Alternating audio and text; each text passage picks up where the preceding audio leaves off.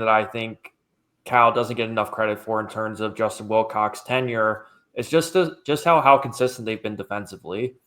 Good, if not great. I mean, I love Noah Williams last year. He was so much fun to watch, and I think he never got enough recognition just on a national stage or really within the ACC too. And so with that said, you guys, you look at this program, obviously Ahmad referenced some of the turnover between, within the administration or, or Jaden Knott, for example. So with that said, with the new talent coming in and everything, how you guys feel about the team and what exactly are some concerns that you guys have going into this season?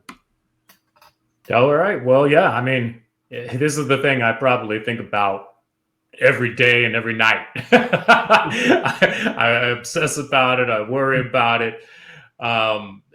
We did have a lot of upheaval with the transfers and the players that we lost, particularly on the offensive side of the ball. No question. I mean, I think it was kind of like a national sensation. Like, what is going on at Cal? Why is everyone all of a sudden leaving? And we felt fairly good about things after the spring practice, and just right after that, it was just like one thing after another. And it was like, what is going on? But I will say this. I think the coaching staff did a real good job, actually, of solidifying things and going out there and finding the talent to replace the players who had left.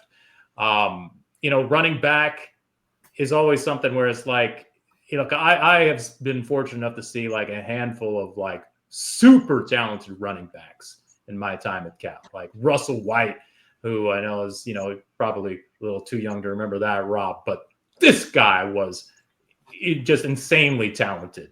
The nephew of Charles White, who won the Heisman at USC. And then, you go on like to Javid Best, and you go on to J.J. Arrington and all these guys. But, you have to have an offensive line, no matter how talented of a running back you may have. You got to have an offensive line in front of you to open up those holes and create some space for you to do what you do. And so that's the biggest thing, is that I saw once Ron Rivera came on board, and I saw the additions that they made with the coaching staff. Okay, because you basically talked about it there just a minute ago there, Rob, is that Wilcox has never really had a problem defensively. Defensively, we're good. We're solid. Don't feel bad about that. Offensively is where it's like, I don't know. I mean, we went from Sonny Dykes, where he put up like damn near 50 plus points per game, to all of a sudden it's like, can we at least get 14 points in a game? I mean, come on. So, it was like, what the heck is going on? And I think for the first time, I feel like Justin Wilcox has the offensive staff in place to really help them, between Harsin, who's come on board, who's been a head coach, of course, at the highest levels, and then Nick Rolovich, who also is like really damn good at calling offensive plays. And so you got both those guys who are kind of spearheading the offense.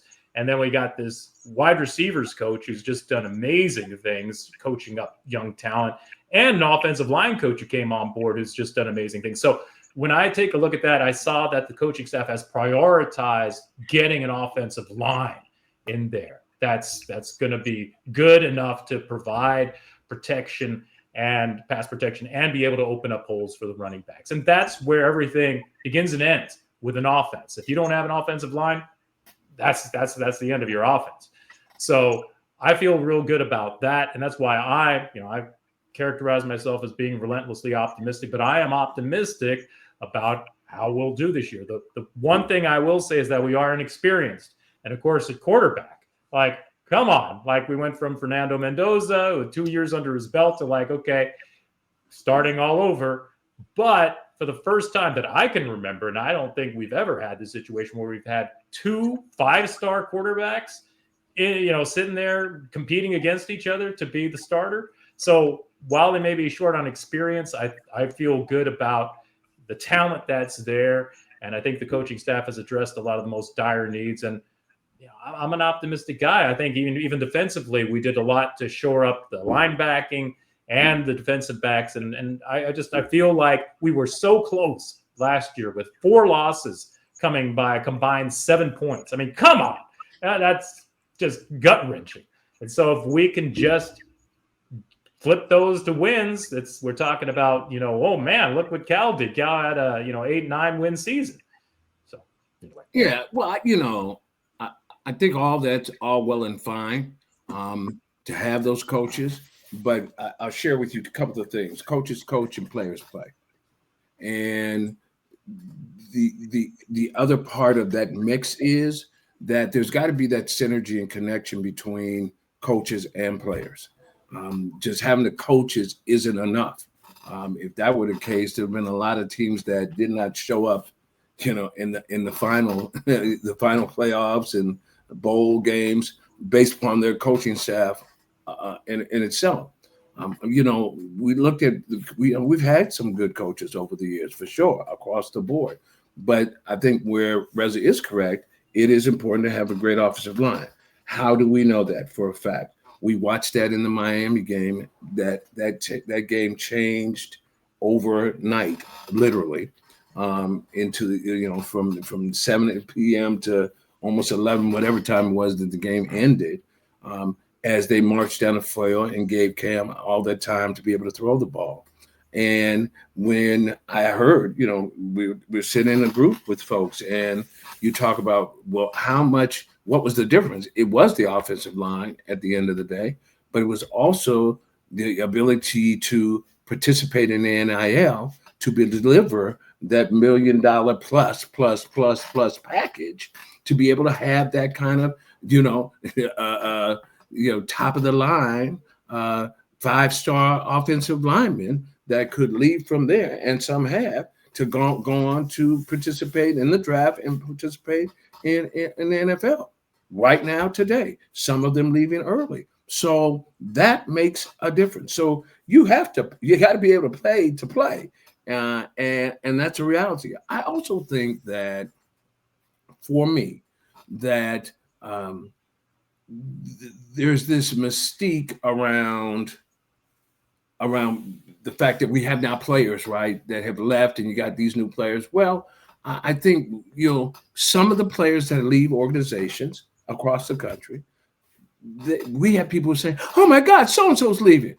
And those folks had never seen the field. What they were referring to is what the hype was when they arrived at Cal or any other university, but never ever seen them play. I mean, we had a lot of people that had hype, and they just showed up with a flat tire, unable to have the rubber hit the road. So I'll say this and be very clear. If we are about the business, the coaches have to look at what they have. They have to make the evaluation. The players, if they think that I'm just going to stay here until the season rolls over, or when the next time the portal opens, I'm going to jump on like beam me up Scotty, like Star Trek, and I go. It doesn't happen like that. You can go if you want to, but you still got to be able to show what you're capable of doing on the field at some level in order for you to be in that next portal draft, if you will. And the reality is, play with the team you have, get them up to speed with what they have, and just like Cortez, burn your boats when you get to the game. Burn your boats when you transfer in the portal to the next university. And ours specifically, burn the boats like Cortez, saying we are either going to win and move forward to victory, or we're going to die right here, and that's it, that's all. So if you have that mentality, if you have that guts, the ability to grind, the ability to work as a unit, to be able to be a teamwork, and that will lead to success. That's guts, grinding, unity, teamwork, success. And that's the formula for being successful. I don't care where you go, who you play for, and Cal has to have that mentality. If they have that mentality like we have on defense, and we now have that energy on offense, man, that's a great mix for a jambalaya, baby, all day.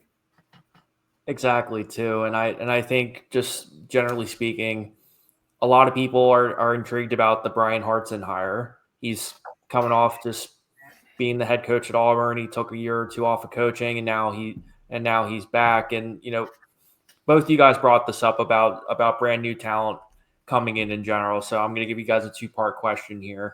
One for our viewers here, are there any specific guys that we should keep our eyes on in terms of transfers that have just came in that you think will make an immediate impact? I know for me, two that stick out are Kendrick Raphael, NC State running back that's coming in, but also Hazik Masses from Florida International, who is their number one cornerback and is probably projected to be at least a top corner for them as well. So with that said, are there a couple guys, whether they're transfers or incoming freshmen, that you guys are excited about? And then what are your general expectations for Cal this year? Obviously, we're looking at least a bowl game, but I think there's also a very favorable schedule there that I think if you get the ball rolling a little bit offensively and this rushing attack can get going and the offensive line can protect a little bit, I think Cal can sneak up on some people. Yeah, I mean, you're absolutely right. I mean, the schedule, couldn't be much better for Cal. I mean, I think we miss Miami, we miss Florida State, we miss Clemson. I think we miss Georgia Tech.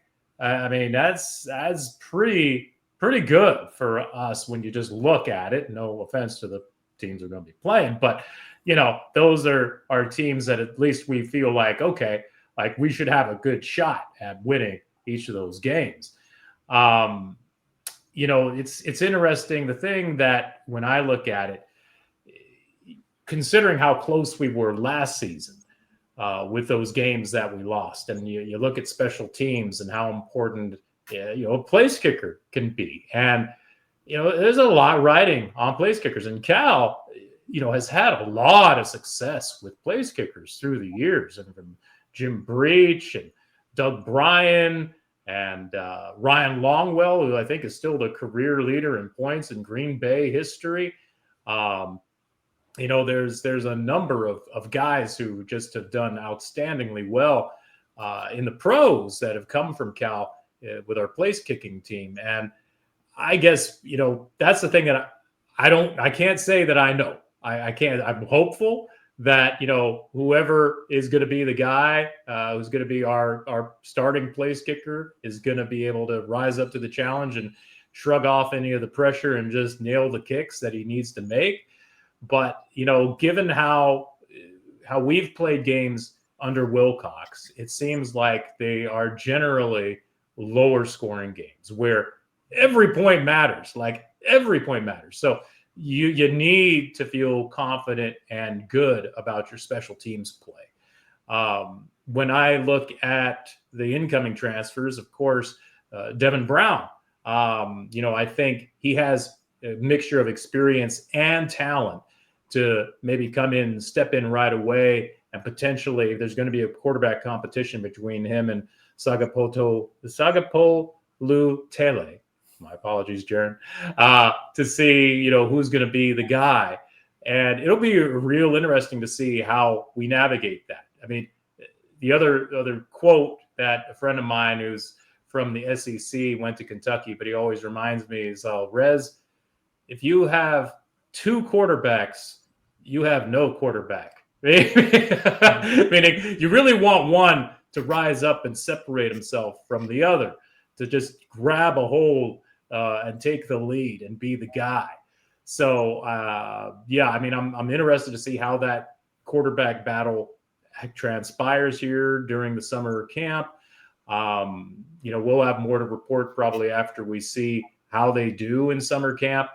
But it wouldn't surprise me. I guess I'm trying to lead up to that if Devin Brown wins the starting nod from the get-go, just because he's got that edge and experience. And he's a 5-star kid coming out of Ohio. I think he was Mr. Ohio, State Player of the Year when he came out. So I'm encouraged and excited to see what we can do on the offensive side of things. And then also on defense, I think Boom Jock, who just has a great name as a linebacker, and Taggart, who we also got along with Uluwave, who is a known quantity and should be an All-American candidate for sure, should give us a real good, strong set of linebackers this season. And we didn't lose too much from the defensive front, and we added to that with some of the transfers coming in as well. So I feel like defensively, those are at least some of the names to kind of look out for and see how we do. And just, I guess, You also asked, I guess, how do I expect for us to do? I mean, I'd be lying if I said I have any real clue. As the optimist in me, I think I could see us getting to the ACC championship game. I could. I mean, but that's me. I feel like every game we should go out there and be able to win. But I was talking to another Cal fan earlier today, and she said, oh, it's not going to be a good year. It's just not going to be a good year. And I'm like, what are you talking about? So, and I can understand that sense too, considering that there's as much an experience as we have. And as Ahmad said, it's that connection between the coaching staff and the players. And has that fully developed? And have we had that, have we had enough time for that to kind of bake so that we have a polished product on the field? So a lot of questions, but I'm going to ride on the optimistic side of things, and I feel like we're going to be in for a special season this year. Yeah, you look here. I'm not worried about either side of the ball. I think that the defense is going to be the defense. There have been a lot of pickups from that. And the other thing, I back up. We got a whole bunch of slew of quarterbacks that have come from a variety of places, to be honest with you. We may have top two, but we've got guys like Jason Mateer from Washington State, Nico, Carson Beck. I mean, there's a whole bunch of folks that showed up, trying to fill the gap. They said, oh, Nando's gone? It's like musical chairs now. And I think that's important. But also the area, if the quarterbacks that we've mentioned, and also the quarterbacks that are there to help on the scout team to be people to get ready, that makes a difference from a guy who was once a scout player and flipped over, became a starter. You need to have that same energy and veracity to be able to give a good look in order to prepare the defense to play as well. But one of the things that we lost out when we talked about the running backs, and we've got some running backs to fill those shoes, hopefully, but the wide receiver core. And we've got a slew of wide receivers who have showed up here. Zachariah Branch, we've got Concepcion, some folks. So there's some folks who have come from some great programs who, by the way, you look at where they are, but you look at where they are on the list when you look at places like Georgia or even SC and other places where I remember when I played as a starter, there was a guy who was a third-string defensive back at USC, and you had Dennis Thurman and a bunch of other players there. Prior to that, when I played against Ronnie Lott and folks like that, and Dennis Smith, the story was there were guys who were sitting on the bench who a guy like me who was a starter, right, wrong, or indifferent. I mean, you get your 40 time, whatever, and I was a 4 or 5 guy. I did that. Wasn't lifting out of the building, but I was a great cover guy. But at the end of the day, those third string guys were getting a shot, not only because they could lift and were fast, but, he's good. We didn't get Ronnie Lott. We didn't get Dennis Smith, but they were great.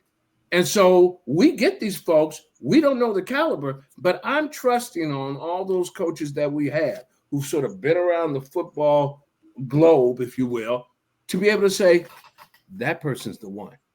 That person's the one. And this person can add value right now with a little development, a little coaching, what have not. I happened to go to the Elite 11 Northern California this past year and seeing a lot of the folks that we're going to see on the field this coming year. They've got scholarships going to show up. Some of them were going to be seniors. But as you look at them, you can see where folks are beginning to develop. I had a family member, my godson, Manny Wilkins, came out of Novato, California, ended up being the quarterback at Arizona State. I watched our own guy, Mr. Detroit now, Mr. Papa, congratulations to you. And J-Rod for becoming a dad. Watch those folks come through there, and you could tell where they were. So some of these other folks we've not seen before or heard before, but they have the credentials, they have the resume. Now we need to put it into action to see what really happens. Yeah, and I think you phrased it really well too, because I think, especially in this day and age of college football, everybody thinks that all these, bigger schools, that they just all just recruit and develop all these kids themselves, when in reality, it's really just kind of slow development, whether it's in high school, where they started at a smaller school like a JUCO, Yep. or a group of five, or what have you too. And I think that kind of gets lost in this day and age of college football, where everyone just thinks, oh, they just get paid like an NFL player, then they just show up and do that. So it's good you brought it up that way. Yep. So with that said, I'll give you guys one final question here. What's your message to the Cal fans that are listening right now in terms of their football team? You show up and support the team. I mean, that's the big thing. It's like Cal gets kind of knocked for attendance at some of the games, and it's especially transitioning to the ACC. You don't have a history with a lot of these teams, and so the crowds, aren't exactly sellouts. Miami, big game against Stanford, of course. Big time exceptions where everybody shows up for that. But what we need Cal fans to show up to all the other games, too. Like, show up for those games, support the team. It shouldn't really matter who the heck we're playing. Just get out there and support the team.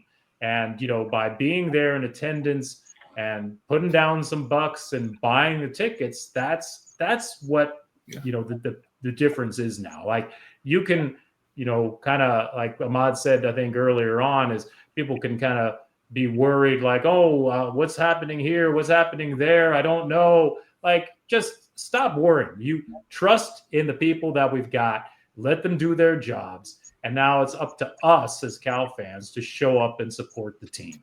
And that's my message to everybody, and just get out there. So it's always a fun time. Right. My story would be this: Bears hibernating the winter. Right now, we are just stretching our wing, our bear cubs, stretching our paws, getting ready to devour whoever enters Memorial Stadium. Now, that's just the reality of it. I never see a bear, except on those funniest videos, where they run away. Every other show I know, people run from bears. Beware, beware. And I say this to all those in Bear Territory: we are coming to play.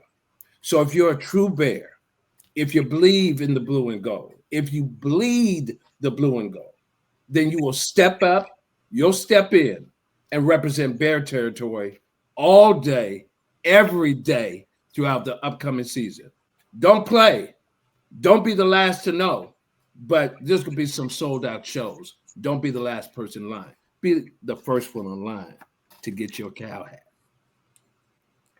I don't think you could have said it any better. Now it makes me want to put on a pair of football pads and to go out there in the field myself with that speech.